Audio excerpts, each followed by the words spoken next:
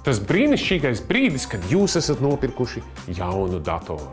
Tomēr ar šo brīdi viss nebeidzas, tāpēc, ka datorā ir vajadzīga arī operētāja sistēma un dažādas programmas, lai ar šo datoru varētu strādāt. Kaut vai tas pats Words un Excels, kā šodien neapjukt. Dažām no programmām tiešām ir vajadzīgs licences, dažām no programmām ir pieejams bezmaksas alternatīvas, citas savukārt ir pieejams mākonī. Tiešām var apjukt. Lai mēs rastu vienkārši izskaidrojumu, kā pārliecināties, ka jūsu dators tiešām ir kārtībā un legāls, mēs devāmies ciemos pie dažādiem speciālistiem, auditoriem, juristiem un pat policistiem.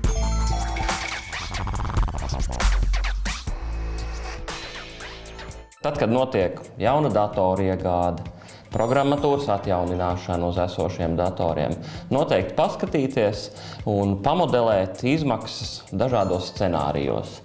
Jo līdz šim tiešām tas tā ir bijis, ka, lai iegādātos jaunu datoru ar visu nepieciešamo programmatūru, tad tā ir tāda viena kārtīga un kapitāla investīcija.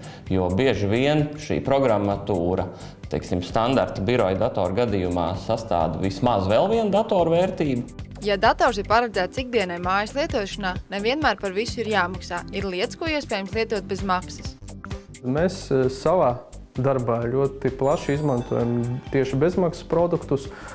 Pieņemsim tās pašas Linux operatēju sistēmas, pat cik tās ir ļoti labas pierādījuma izpēte, elektronisko pierādījumu izpēte un sniedz daudz plašākas, teiksim, analīzes iespējas. Bet jebkurā gadījumā jāapsver tā ideja, ka varbūt ir daudz liederīgāk un efektīvāk izmantot tieši atvērtā koda programmu nodrošinājumu. Google vidē ir radīta virtuālā vide, tā kā virtuālais birojs ar dokumentiem apmaiņu, un tiešām, kāpēc ne?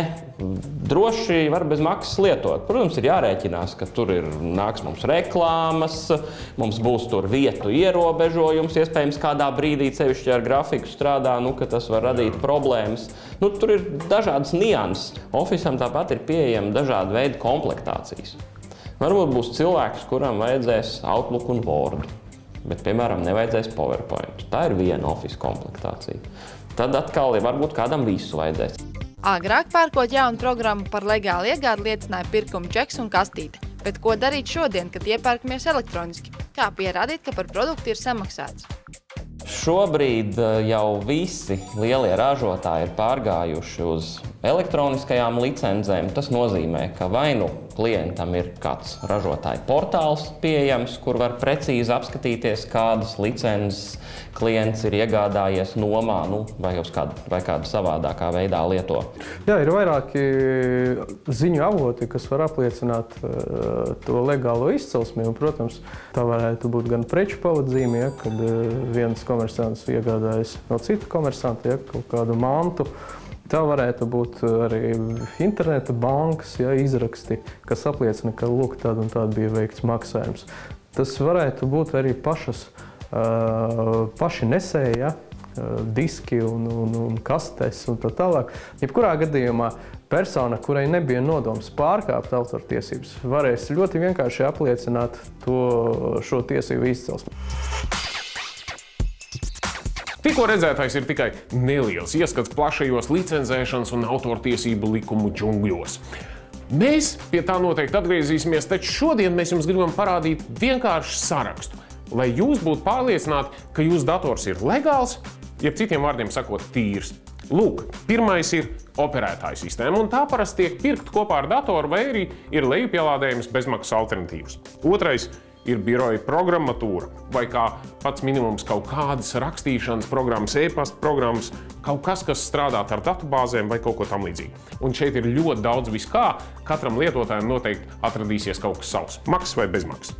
Trešais ir datora aizsardzības programma, ugunsmūris vai antivīrus programmatūra. Tā ir joprojām aktuāla lieta, lai jūsu dators būtu drošībā. Ceturtais – papildus programmas un rīki privātai vai biznesa lietošanai. Un šeit izvēle atkal ir jūsu rokās, tāpēc, ka ir daudz dažādas programmatūras, kas ir gan mākonī, gan arī lejupielādējums datorā. Maksas un bezmaksas. Un atcerieties, arī šodien saglabājiet visus čekus vai rēķinus, kas jums ir par programmatūras iegādi. Un izdzēsiet no datora tās programmas, kurām ir beidzies bezmaksas lietošanas termiņš, vai arī kuras jūs nelietojat. Paldies!